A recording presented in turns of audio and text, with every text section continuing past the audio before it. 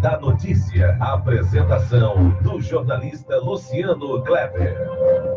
Comunicando Nilton Mourão. Olá, bom dia.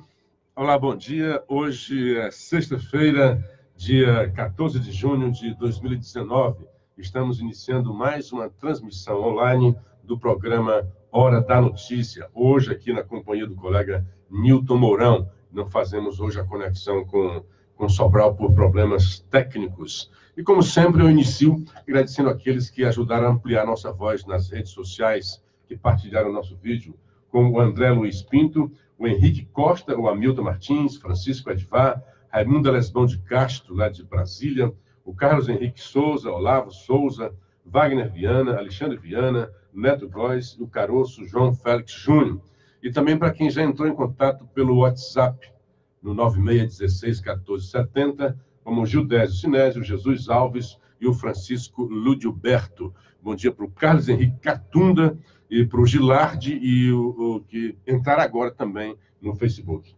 Bom dia, Nilton. Como você está? Tudo bem? Bom dia, meu querido. Graças a Deus aqui contigo, fechando esta semana nas graças de Deus.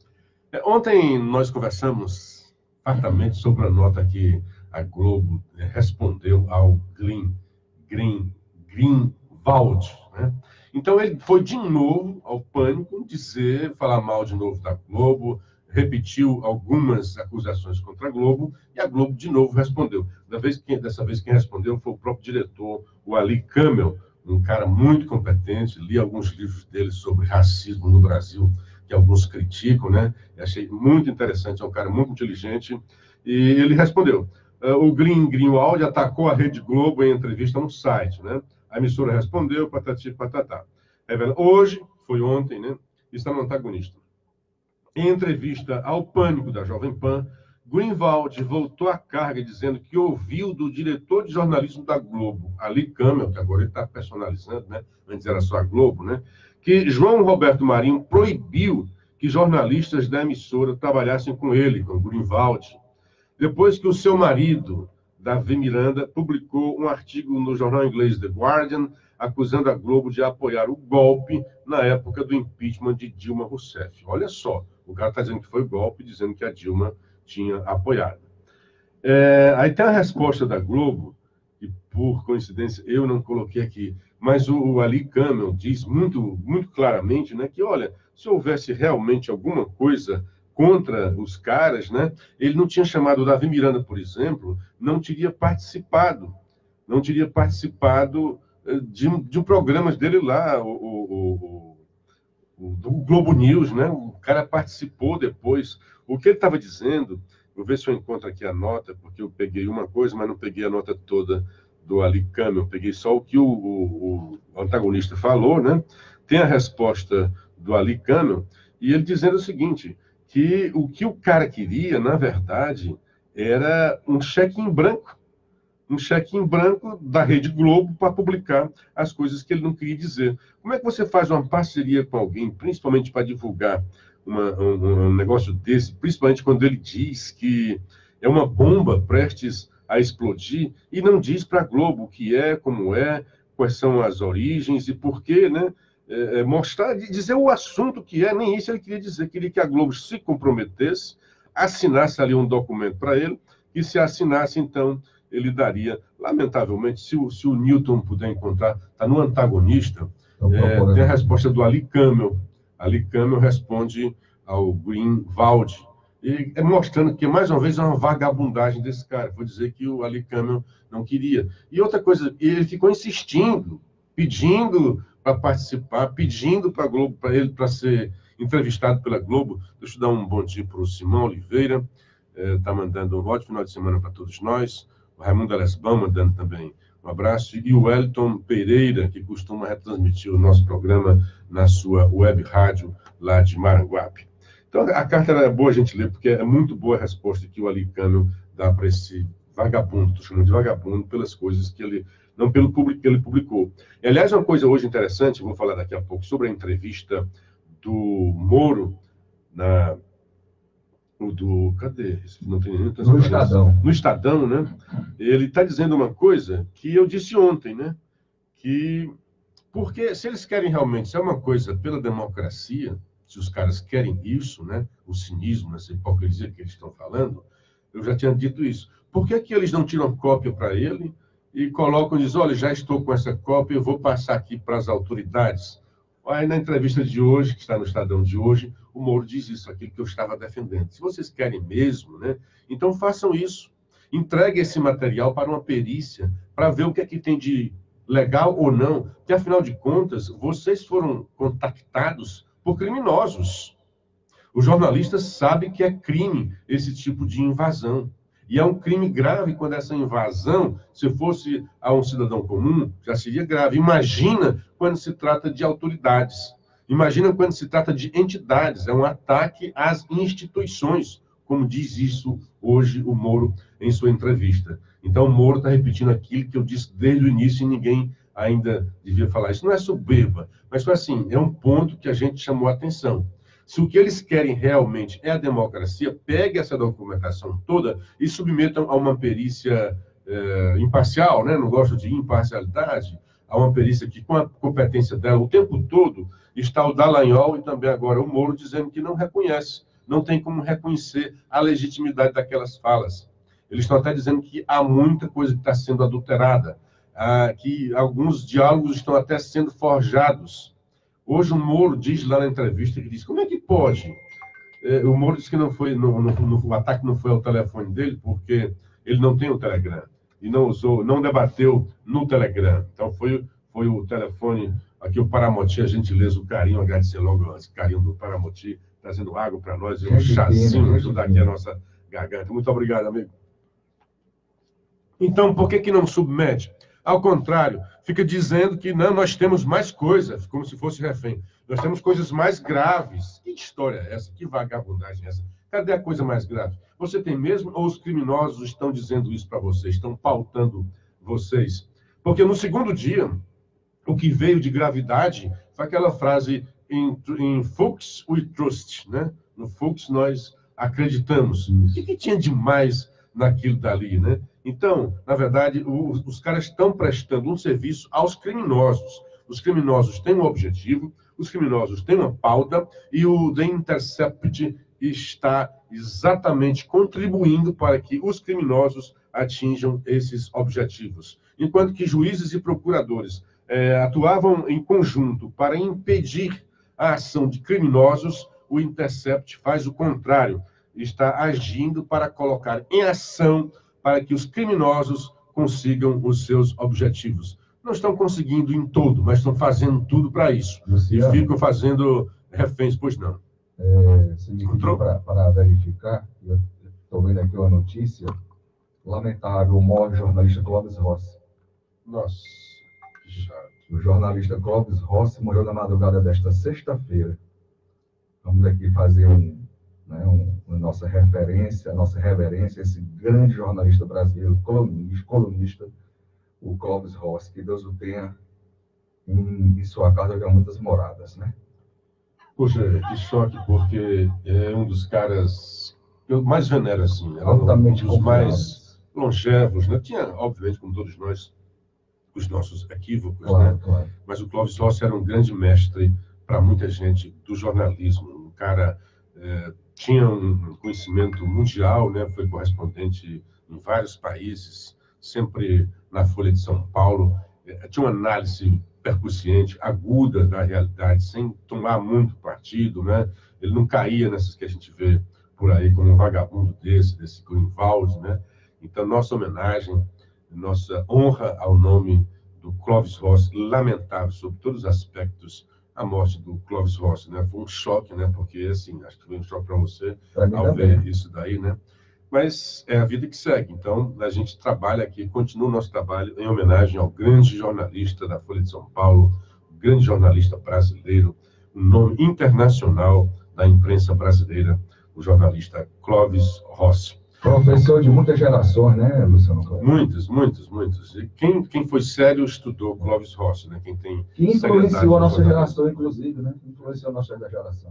Deixa eu dar um bom dia para a grande multidão de ouvintes do programa De Olho na Cidade, lá em Sobral. O nosso Ricardo Gomes, lá, é o Paramoti de lá, viu, Paramoti? Grande Ricardo Gomes, gosto muito de você, garoto. Ele está dando aqui a notícia que o programa está no ar na Paraíso, via Facebook. Então, maravilha. Vocês tiveram a iniciativa de fazer isso. Grande abraço aí para o Assis Nascimento, uma das maiores audiências da Rádio de Sobral, que pega em toda a Zona Norte. Nesse momento, nós estamos com restrição de equipamentos, né, porque a rádio está em processo de mudança, não é fácil, né? Eu vejo lá, eu fico olhando lá para o transmissor, né?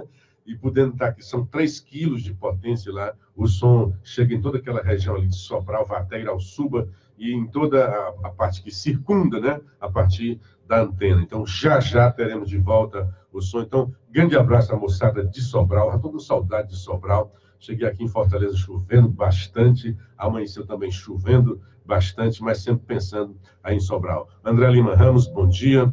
Nilton Mourão, Luciano. Bom dia. Que Deus abençoe a todos nós. Amém, amigo, amém. O Carlos Henrique também mandando um abraço para nós. E eu queria primeiro iniciar com essa história do Globo, né? De novo, o cara foi mentir sobre a Globo, de novo teve uma resposta à altura da Globo, né? Na verdade, ela é assinada pelo Ali Câmara, que é o seu diretor lá da Globo. Aí você disse que tinha visto o IPTU da Minha Casa Minha Vida. Rapaz, as eleições estão se aproximando, né, Nilton? Então, são as duas bondades, né? Primeiro, o prefeito fez aquela sanha arrecadatória dos alvarás, que trouxe um desgaste muito grande para ele. Mal-estar. Aí está agora dizendo que não vai ter mais alvará para as entidades sem fins lucrativos. É um avanço, né? Mas é aquela história de tentar tirar o bode da sala, né? E agora essa história de baixar o IPTU para o Minha Casa Minha Vida não fazia muito sentido. Lá em Sobral também essa história do IPTU está causando um desgaste no prefeito, porque esses prefeitos, eles não têm muita criatividade, né? Teve problema de caixa, aumenta o imposto. Então, é imposto no lombo dos contribuintes, é imposto no lombo dos munícipes. Lá em Sobral, é só o que eu vejo, é uma onda de protesto contra o prefeito Ivo Gomes. E muita gente, eu ando muito de Uber, né? Muita gente que votou neles, que fez campanha, pregava adesivo e está pé da vida, diz que não vai mais ficar com eles, porque se sentindo traído, o reajuste foi muito alto.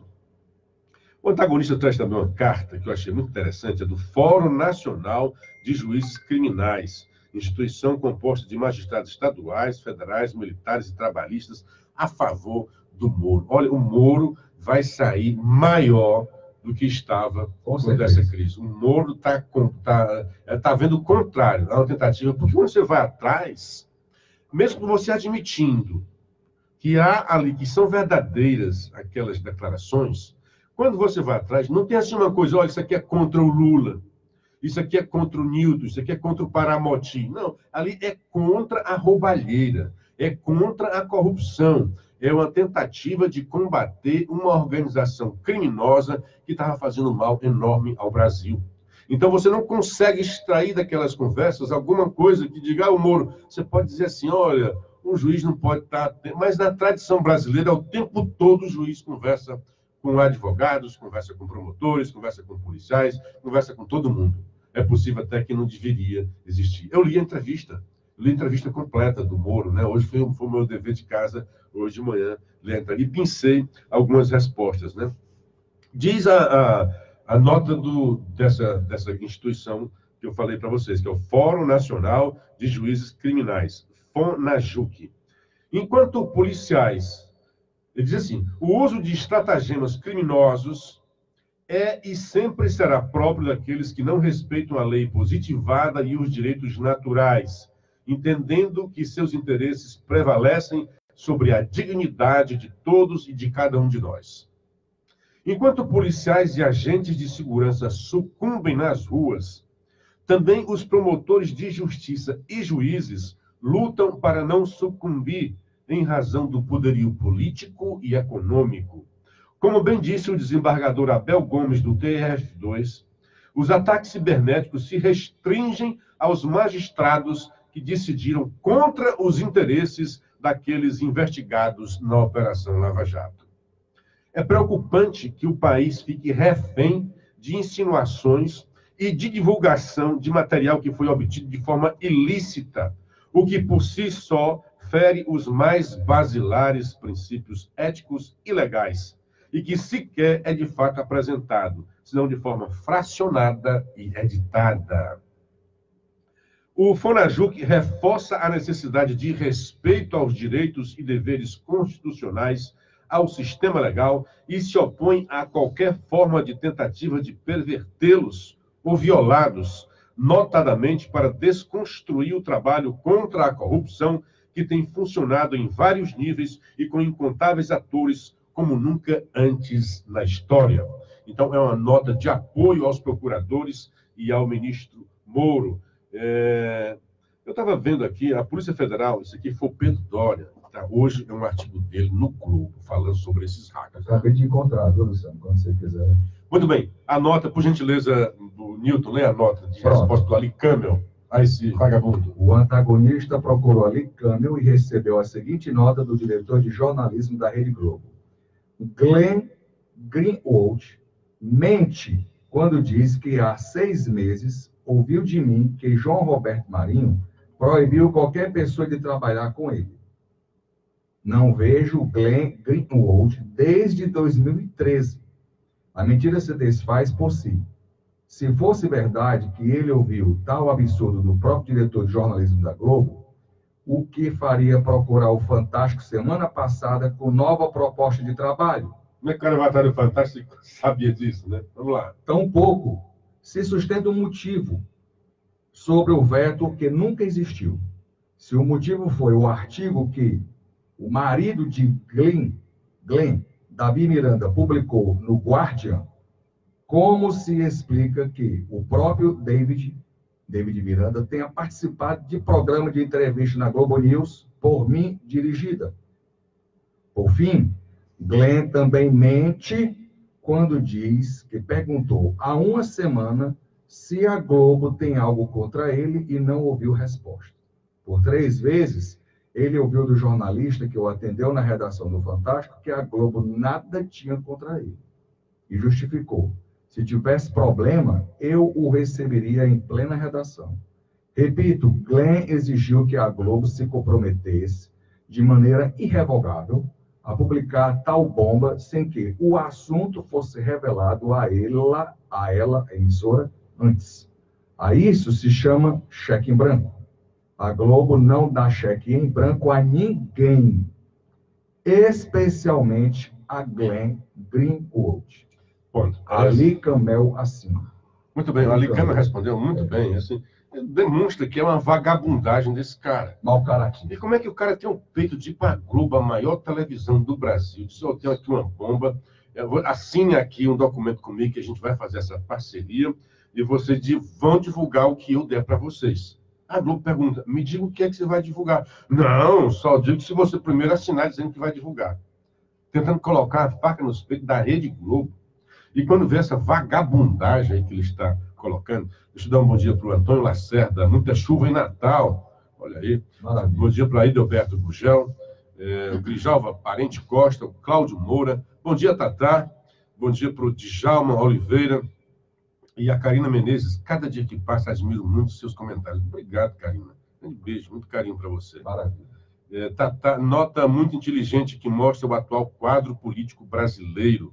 E a Karina diz, sou Bolsonaro e Sérgio Moro e não abro. E eu acho, Karina, que tem muita gente também com essa mesma ideia. E olha o interessante aqui, é o Pedro Doria, articulista do Globo, em busca do hacker que invadiu a conversa de Moro. Essa história está muito mal contada. Isso ainda vai ser bem esclarecido. Não, e agora o Glenn está com a história também que está sendo vítima de hacker. Olha só a informação. Sei. É muito hacker, viu? Entrando lá, né? Desde abril, pelo menos 12 pessoas, talvez mais que 20, tiveram suas conversas eletrônicas invadidas por um hacker. Todas ligadas à Operação Lava Jato. Procuradores, juízes, jornalistas. As conversas reveladas até agora pelo Intercept Brasil entre o então Suíço. Aí ele vai atrás, eu vou pensar o que ele diz aqui. Todas as pessoas atacadas revelam o mesmo procedimento. Recebem uma ligação do próprio número, em geral à noite ou de madrugada. Então, receberam um SMS pedindo para que se autorizasse uma nova instalação do aplicativo de mensagem Telegram. Alguns caíram, outros não. A Polícia Federal acredita que o hacker não está no Brasil, por conta do que identificou como seu fuso horário na região entre Europa e Ásia. Mas até isso eles adulteram, né? Os caras, tem como adulterar. Até para despistar, né? Aí ele vai falando, pelo menos uma das pessoas com quem conversei acredita que há uma coincidência. O hacker existe, mas não é ele a fonte do intercept. As informações recebidas pelo site teriam sido colhidas de dentro do prédio do Ministério Público de Curitiba, através da rede interna, violando a versão do computador do Telegram utilizada pelos computadores. Olha o que é que pode vir por aí, né? Aí ele fala, todos os últimos presidentes, assim, para os aparatos internacionais de espionagem, ouvir o que falam é trivial. E sim, a Polícia Federal considera a possibilidade de uma operação russa, encomendada ou não. Então, veja só o que tem aí. Nós temos um site internacional, estrangeiro, é bancado lá por uma entidade estrangeira, um jornalista estrangeiro, e certamente uma operação criminosa estrangeira atacando o Brasil. E fica esses outros vagabundos, em vez de se posicionar contra isso, se posicionar contra o juiz e os procuradores. É como no filme você ficar do lado dos vilões e não do mocinho.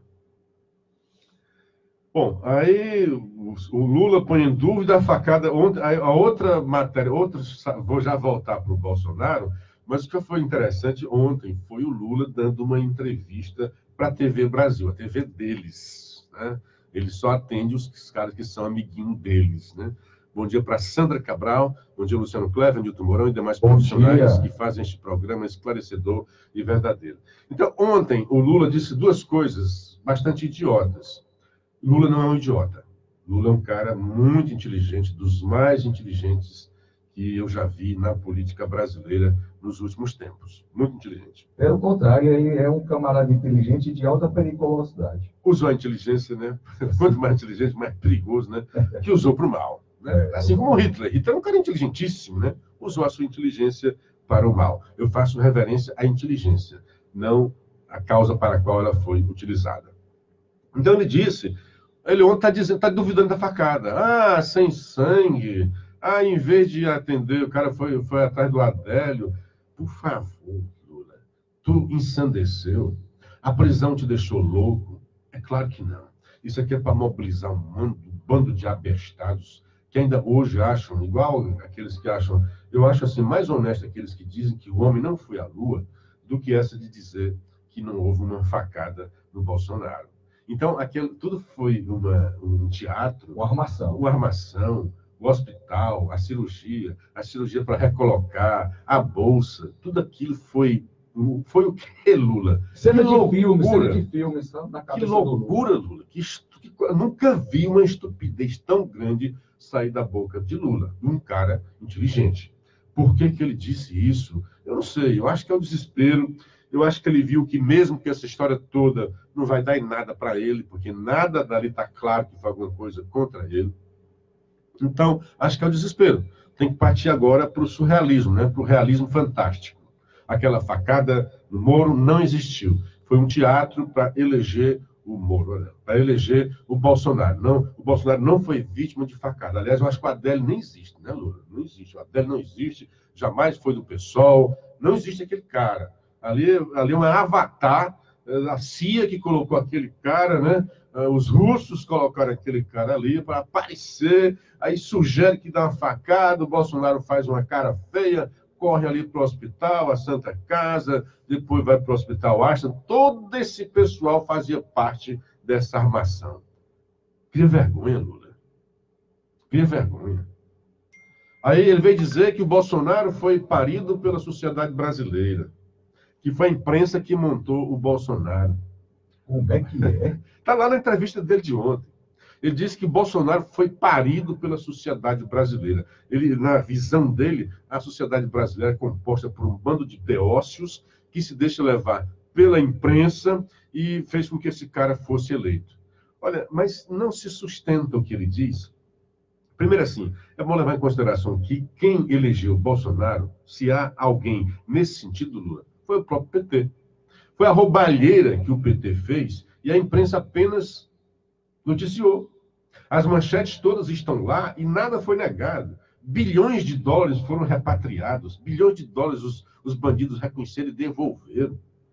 Gente que confessou, é crime a mãos cheias, crimes a granel. Tudo Então, materializado, tudo comprovado. Tudo. Mais de 150 pessoas presas, Lula. Fosse só tu para dizer que é perseguido da justiça, para dizer que é lawfare. Mais de 150 pessoas condenadas, presas. Poderosos, presos. E de vários partidos e também empresários. Né? Fruto à mercê do mérito desta grandiosidade que foi a Operação Lava Jato, com todos os seus exageros e erros que cometeram também. Até porque a pressão sempre sobre ela ainda hoje é grande. E o Papo Moura dizia, era muita coisa o tempo todo para você decidir. Era muita, por isso que tinha que ter essa força-tarefa. Enquanto isso, deixa eu dar um bom dia para o Carlos Henrique Souza. Quem deve ser expulso do Brasil por espionagem. Ele não espionou ninguém, cara. Ou, pelo menos agora, não tem nada que ele tenha espionado, tenha participado. O Auriclésio Macedo, Lula só fala coisas sem nexo. Abraço para o Nilton Mourão. E a Sandra Cordeiro mandando bom dia. Que esteja bem, minha querida. Precisamos da sua saúde. Você que é um agente de saúde não pode ficar de cama, não, viu? Levante-se, levanta-te e anda, mulher. Isso. Bom dia para Graça Mesquita. Pois bem, mas o que eu estava falando? Lula, né? Lula. Então ele disse que é isso, porque, olha, tinha tantos outros nomes bons, como Boulos, o Ciro. Aí quando vai falar do Ciro, ele disse, se bem que o Ciro não merecia muito, não. Olha, se havia um nome realmente, por isso que eu digo que são duas coisas que Lula contribuiu para a eleição de Bolsonaro. Uma foram essas roubalheiras todas que ele, o PT e tudo que estava ao redor do poder cometeram e fez com que a sociedade brasileira tivesse nojo do PT e houve um sentimento muito antipetista nessas relações, nessas eleições, inegavelmente, né? E houve também até um nojo contra a classe política, contra o sistema. O outro pilar em que Lula contribuiu para a eleição de Bolsonaro foi quando ele tentou, a todo custo, atacar, dizimar, matar a candidatura de Ciro Gomes. Porque aí vem aquela história, velha história, ele quer ser muito grande, muito inteligente. Se o Ciro se elege, a meu ver, o Ciro acaba com o PT e acaba com a história de Lula. Com certeza. Se o Ciro tivesse eleito, adeus essa história de Lula livre, Lula livre, Lula livre. Não, ele continua lá preso e cada vez mais com o carimbo de ladrão, condenado, porque os outros processos iam caminhar. Moro talvez estivesse indo na Lava Jato, né? Sim. Mandando ver lá nas histórias. Então, Ciro, como era do campo progressista, ia matar, PT ia ficar à sombra. O Ciro não daria mais condições para o PT, porque ele seria muito maior que Lula. Então, Lula pensou nisso. Eu não posso deixar esse cara ser maior do que eu. Sim. Eu tenho que ser pensado como o maior presidente da história da área progressista do Brasil. Então, ele violentou vários aspectos. Por exemplo, uma das violências, lá em Belo Horizonte, ele fez um acordo com o PSB. Ele cutucou o PSB lá ele sacrificou a candidatura de Marília Reis, lá em Recife, para dizer o seguinte, nós vamos entregar o PT não vai fazer candidatura, o candidato vai ser realmente do PSB, né? Nós vamos apoiar o PSB. Em contrapartida, o PSB não vai apoiar o Ciro Gomes e ainda retira o Mário Lacerda, que era o nome, o Mário Lacerda era o candidato do PSB e amigo do Ciro lá em Minas Gerais. Então, ele minou a candidatura lá em Minas, né? Ele minou a candidatura do Ciro quando fez esse posicionamento do PSB. Então, o PSB, que estava conversando com o Ciro, que daria mais tempo de televisão e mais musculatura, né, política, porque ele teria um grande apoio em Pernambuco e um outro em Minas Gerais. E ele também tirou o PCdoB, que estava tentando conversar com o Ciro. Tirou o PSB, tirou o PCdoB, levou a Manuela a ser a vice. Depois a Manuela ficou completamente irrelevante, insignificante dentro da campanha. Então, nesta hora, ele também ajudou Bolsonaro, quando insistiu na candidatura de um poste. A arrogância do Lula, achando que ainda mandava na política brasileira, que colocaria, assim como colocou Dilma, conseguiria eleger Haddad. É óbvio que o nome muito melhor, o melhor nome para fazer uma resistência a Bolsonaro seria de longe Ciro Gomes e não Haddad. Então, teria sido complicada, né, a eleição, a disputa para Bolsonaro, se o candidato Ciro tivesse tido o apoio do PT.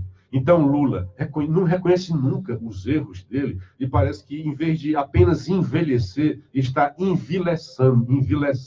Isso é uma atitude vil de dizer que foi a sociedade brasileira, um bando de beócios que foram na onda da imprensa, porque a imprensa também divulgava, né? A imprensa, ao divulgar as roubalheiras do PT e de todo quem estava no poder, criou esta sensação no eleitorado de que não quero mais essa velha política que só sabe roubar, que só sabe tirar de nós, que só sabe se aproveitar da nação brasileira em proveito próprio.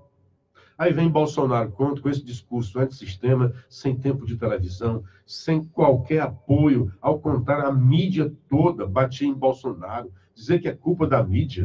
Rapaz, a mídia toda, talvez com exceção, a Record ficasse um pouco mais assim. A Globo bateu por uma mais não poder no Bolsonaro. A Folha de São Paulo bateu a não mais poder no Bolsonaro. A Veja, as matérias grandes contra o Bolsonaro. A Veja foi lá atrás de uma briga de mulher, de ex-mulher do Bolsonaro, e colocou na capa. Foi. A Folha de São Paulo publicou 5 manchetes consecutivas contra o Moro, falando em fake news, quando a gente sabia que havia fake news do outro lado, muito mais.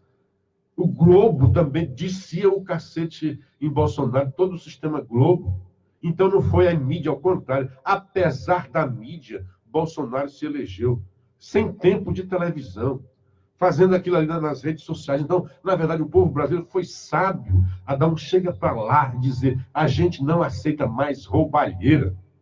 E o bom neste governo é que você vê muita coisa, mas roubalheira você não ouve falar desse governo, nesses 5 meses. É verdade. Você não ouve falar disso daí. Olha, ouvintes e Luciano Kleber, o Lula parece aquele menino traquina que faz uma peraltice e joga a culpa nos outros. Não, mamãe, não fui eu, não. Foi ele. Eu estava quietinho aqui. Não, mamãe. Então, quer dizer, assim se comporta o seu Lula, velhaco, mentiroso, corrupto, que montou uma das maiores quadrilhas para avançar sobre o erário público, e, lamentavelmente, decepcionou a todos, até a mim, que um dia votei nesse camarada. Eu aqui faço uma meia-culpa, peço perdão a Deus, porque ele conseguiu enganar muita gente por décadas e décadas, desde o período em que nós éramos da universidade, e ainda hoje, como é que tem gente que eu votei no Lula, que eu tenho que fazer essa meia culpa. Também. Nas vezes em que ele não foi eleito. Isso, também. E eu votei na primeira vez que ele foi eleito. Eu não votei. Né? Então, assim... Ali eu já estava ressabiado. Ali já estava ressabiado. Já estava sabendo quem era o rapaz. Então, assim, lamentavelmente, o Lula é isso aí. Mentiroso, safado, cretino.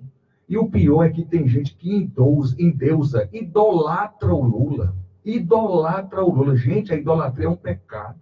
Você querer colocar Deus de lado e colocar um mortal da estirpe do Lula, e seja quem for um mortal no lugar de Deus. Olha, o Lula, sinceramente, ele já se acabou politicamente e está acabando com o resto do PT.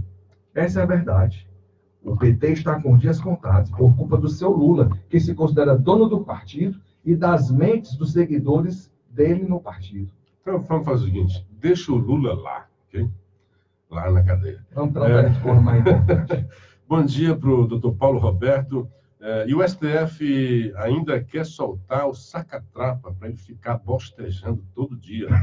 Eufrásio Francisco. Bom dia, Luciano. Lula é o que há de pior na política brasileira. Chego a ter pena desse pústula.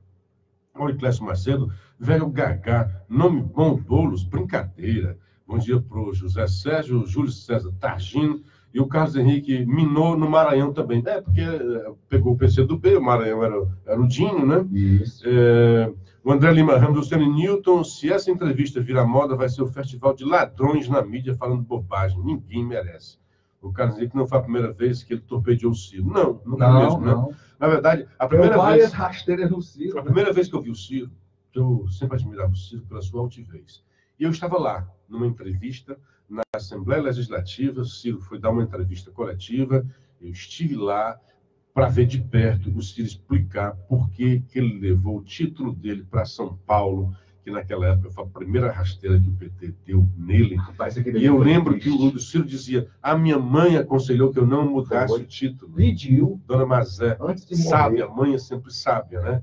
E o Ciro passou por cima da recomendação da mãe e se quedou lá, fez reverência, genuflexão ao Lula e se deu muito mal.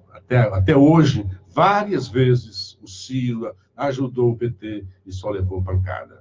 Aprendeu. A partir daí já era para o Ciro ter tido outra Há muito tempo. Eu acho que tardiamente, hoje o Ciro está tentando fazer assim uma segregação. Tipo assim, esqueçam o passado que eu ajudei o PT, eu não concordo mais com isso, o PT é uma porcaria, o Lula é outra porcaria, e eu não quero mais me contaminar com o lado deles. Mas, lamentavelmente, você não pode apagar assim de uma hora para outra. É igual lá em Sobral, né? O vereador Romário, né?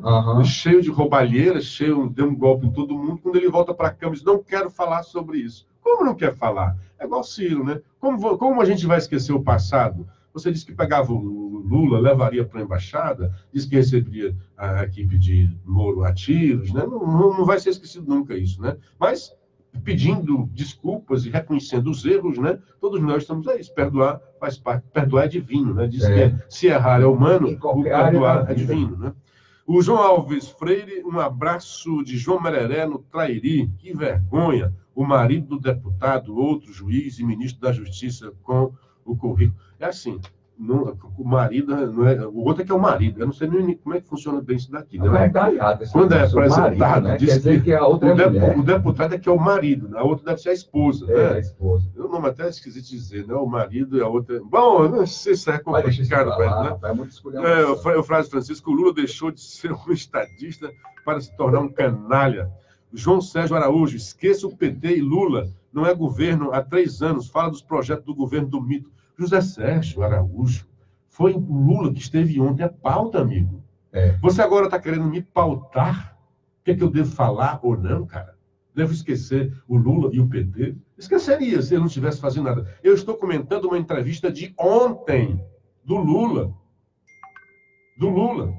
Culpando nós brasileiros. E você acha que eu devo me calar dessa idiotice que o Lula disse ontem? Que eu não devo falar? Eu até concordo com você. Eu acho da irrelevância que está se tornando a figura política de Lula e também do seu partido, PT, nós deveríamos falar realmente de outra coisa.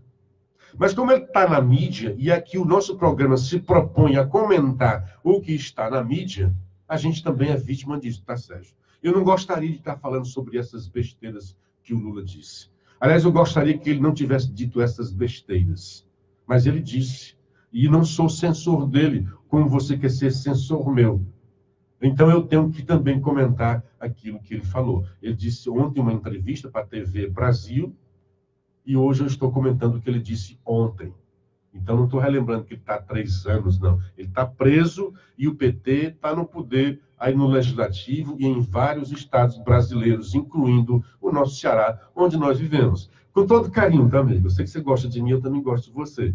Mas eu combato as suas ideias, como às vezes você combate as minhas. E a gente vai continuar amigo por causa... Não vamos perder nossa amizade nem audiência por causa disso. Um grande abraço para você, com bastante carinho. Aliás, Luciano e ouvintes, está na hora dos órgãos sérios da imprensa brasileira reverem essa questão de ficar dando tanto espaço para o Lula.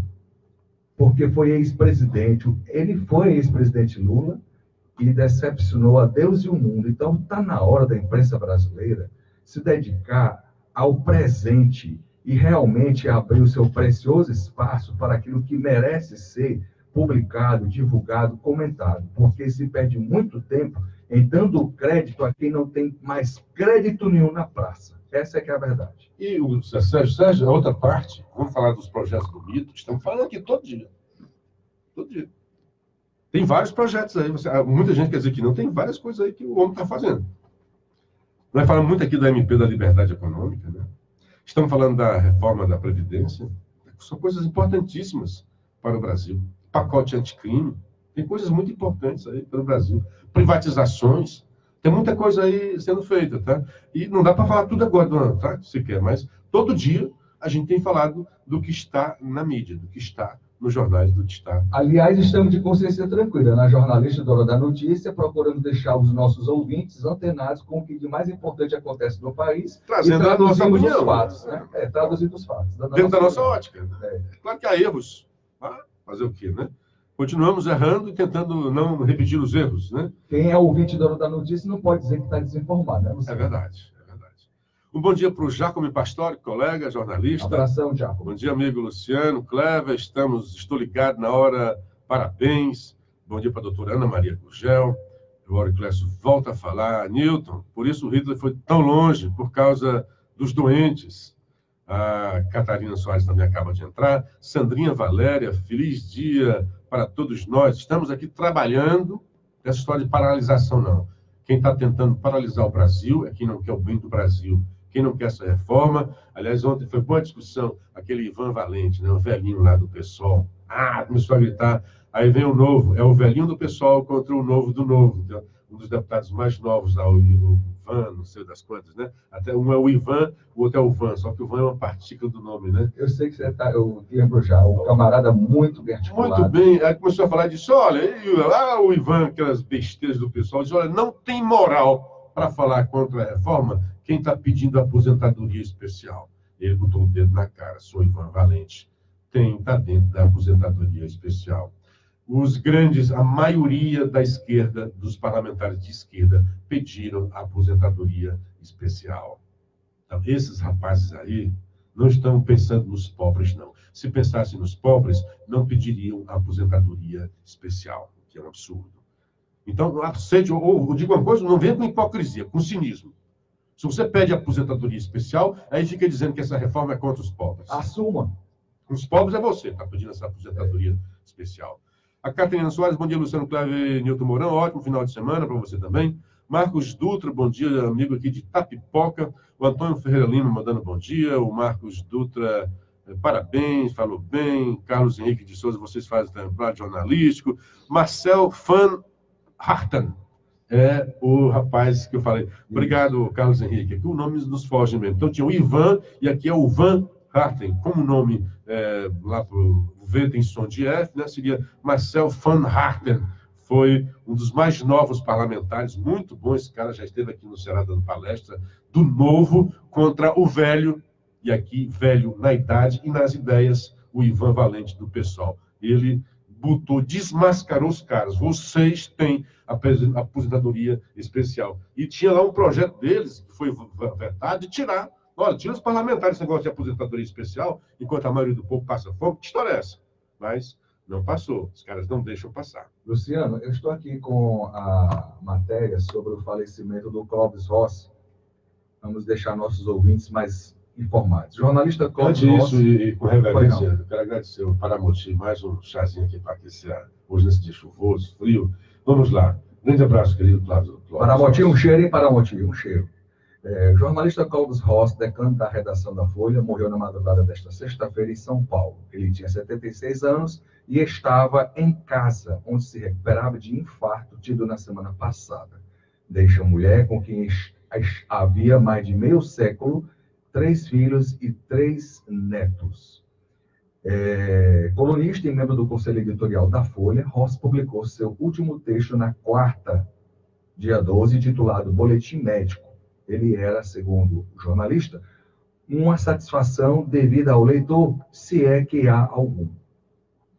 Seu estilo irônico e descontraído continuava no agradecimento aos colegas do jornal. Até mentiram dizendo que estavam sentindo a minha falta, escreveu.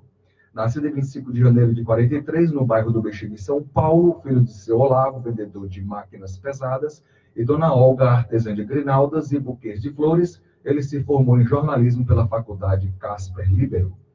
Rossi começou no jornalismo em 63, trabalhou nos jornais Correio da Manhã, O Estado de São Paulo, Jornal do Brasil.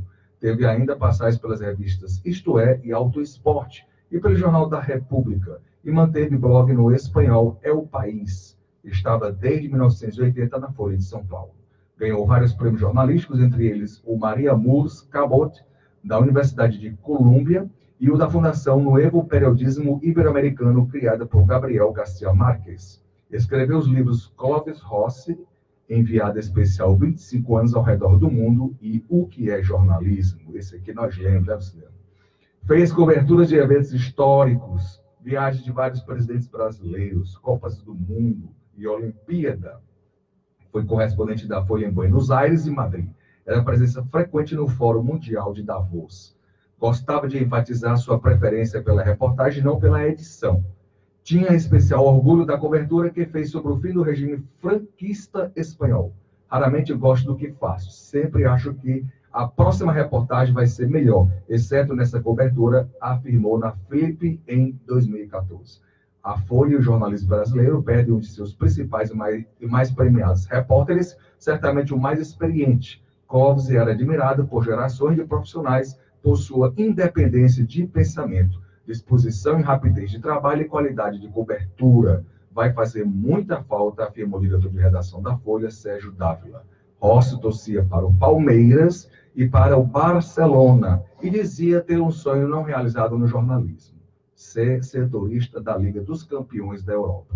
O velório e o enterro ocorrerão no cemitério Getsemane, em São Paulo. O início do velório será às 16 horas e o enterro será no sábado, às 11 horas. Que Deus o tenha, perdoe seus pecados e o conceda a vida eterna. É isso aí, nossa reverência ao grande Clóvis Rossi. Um abraço para o André Lima Ramos, também para o Eridan. Bom dia, Cleber. Não se pode trocar de mensagem de 4 e 5 anos atrás. Lula parece que está solto. Esse homem todo dia sai circulando nos jornais. Nunca vi isso. O padre Bosco dizendo: esse corrupto é mentiroso e é página virada. Bom dia, Luciano. Cada vez mais tem um nojo desse partido do PT. Lula morreu pela sua prepotência, orgulho e autossuficiência. Cada vez que acertei, vejo que acertei quando votei para Bolsonaro. Padre Bosco, um grande abraço para o Padre Bosco, lá de Alcântaras.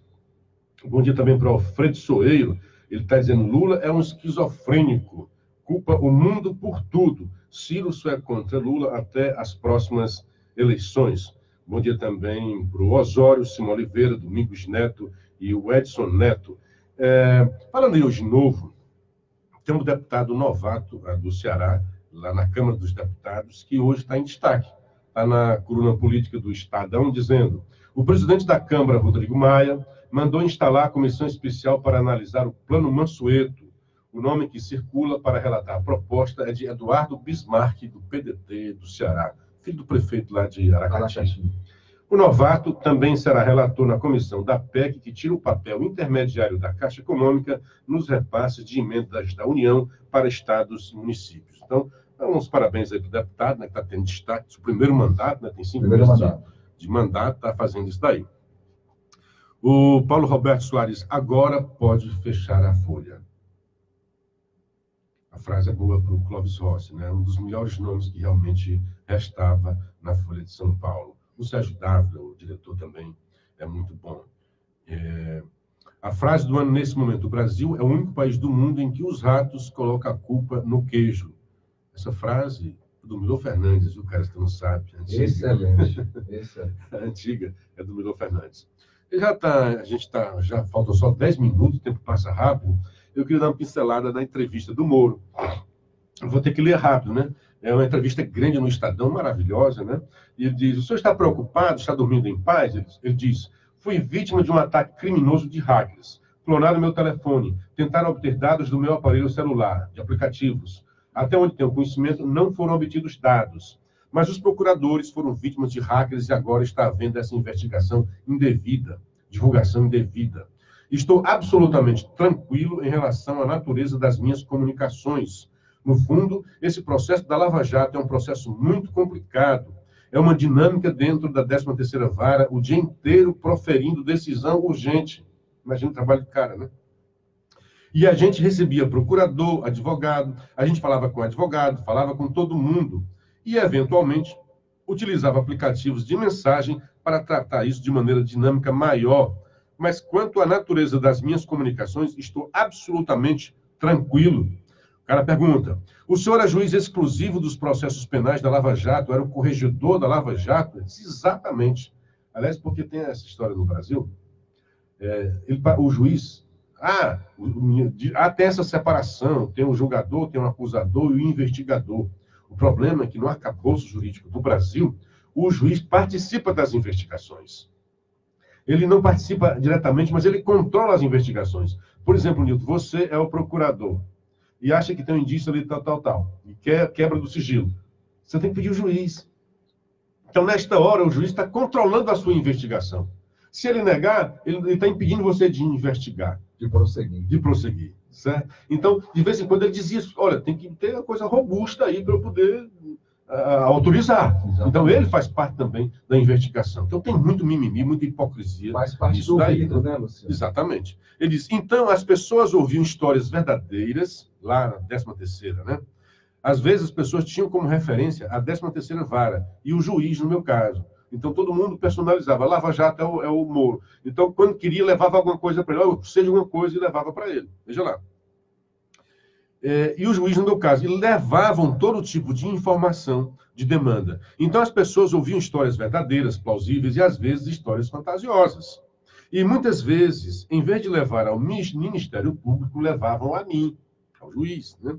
O que a gente fazia? A gente mandava para o Ministério Público. Mandava normalmente pelos meios formais, mas às vezes existia uma situação da dinâmica ali do dia, naquela correria enviada por mensagem. Porque falam que, mas ele apontou que alguém poderia ser testemunha. Ele tem que fazer isso. Chega para ele uma informação de um crime que tenha acontecido. Ele não pode investigar. Se o Ministério Público tem isso, procura esse cara, faz isso, vá atrás se esse cara tem alguma coisa aí. Mas assim, o que tem de se estender é que esses aplicativos de mensagens, eles apenas aceleram a comunicação. Isso do juiz receber procuradores, delegados, conversar com delegado, juiz receber advogados, receber demanda de advogados, acontece o tempo todo na justiça brasileira. O tempo todo. Às vezes chegava lá o Ministério Público, eu vou pedir a prisão preventiva do fulano X. Às vezes o juiz tem uma análise lá e fala, precisa de uma prova robusta para pedir essa prisão preventiva. Que o juiz ia ter que dar. Para lhe dar, me mande, não me venha com porcaria, não me faça perder tempo, não. Me venha com provas robustas para eu poder conceder, autorizar isso daí. Né? Assim como um advogado chega lá e diz, vou pedir a revogação da prisão preventiva do meu cliente. Às vezes o juiz, olha, o seu cliente está numa situação difícil, seria interessante demonstrar a correção do comportamento do cliente, afastar essa suspeita. Isso é orientar as partes. É dizer, olha, não perca meu tempo não com esse tipo de coisa. Essa interlocução é muito comum. Sei que tem outros países que têm práticas mais restritas. O Greenwald é de outro país, por isso que diz que lá o Moro seria... Mas a tradição jurídica brasileira não impede o contato pessoal e essas conversas entre juízes, advogados, delegados e procuradores. Aí ele pergunta, os próprios advogados usam a expressão embargos auriculares quando vão conversar com o magistrado. Já tem essa expressão porque é a tradição da justiça brasileira. O advogado vai lá, geralmente o advogado da defesa, e não o acusador. Aí diz, o Moro tem essa expressão, mas é muito comum. Na dimensão da Lava Jato, com todas as diligências que eram ordenadas, às vezes surgiam incidentes no meio dessas buscas. Às vezes surgia a necessidade de coisas muito urgentes. Era comum você ser contatado, seja verbalmente, seja por aplicativos, mas com demandas legítimas. A questão do aplicativo é apenas um meio. A dinâmica, né? Exatamente. A tecnologia, uma ferramenta. E não contamina a operação da Lava Jato? Pergunta o jornalista. Ele diz, não, de forma nenhuma. Depois de todas as decisões, tudo era formalizado, colocado nos autos. Agora, existiam, às vezes, situações de urgência, eventualmente você está ali e faz um comentário de alguma coisa que não tem nada a ver com o processo.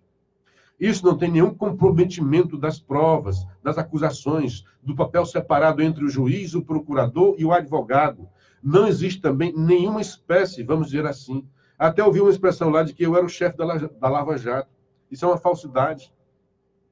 Aí ele vai agora para aquela mensagem, né? Diz: a mensagem que diz que é mais delicada em relação a mim, o que é? É uma notícia crime.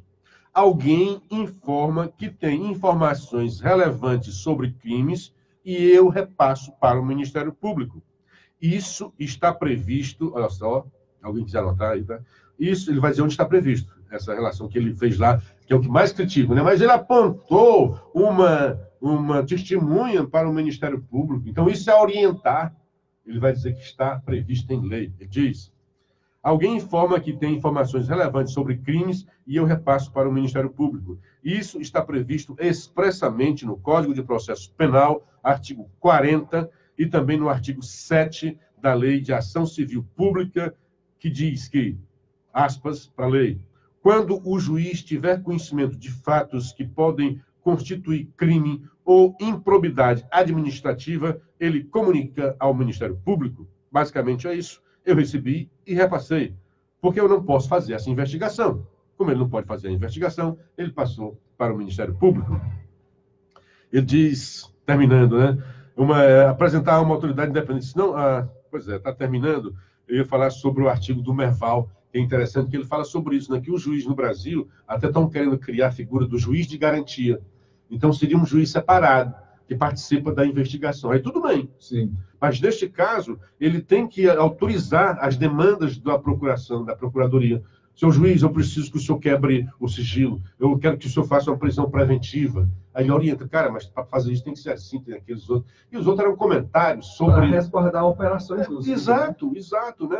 A favor da sociedade brasileira. O que é comum na nossa justiça é advogados e juízes que estão ali para tentar livrar a cara de bandidos. O que se vê aqui é o contrário. É um juiz e procuradores tentando fazer com que os criminosos paguem por seus crimes. É tudo o que a sociedade brasileira quer. E é por isso que a maioria da sociedade brasileira está ao lado de Sérgio Moro. Só os militantes e os bandidos estão do lado, estão contra o ministro e os procuradores, estão contra aqueles que querem fazer justiça no Brasil. E interessante que justamente os progressistas, entre aspas, que não querem o progresso do Brasil, querem que o Brasil afunde, se arrebente e viva a crescer como um rabo de cavalo. Não, gente. O Brasil há de atingir um novo patamar de progresso civilizatório, porque o nosso país tem tudo para dar certo. E acredito que, com a reforma da Previdência que está prestes a ser aprovada, esse vai ser um grande passo. 7 horas em Fortaleza, 7 horas em Sobral.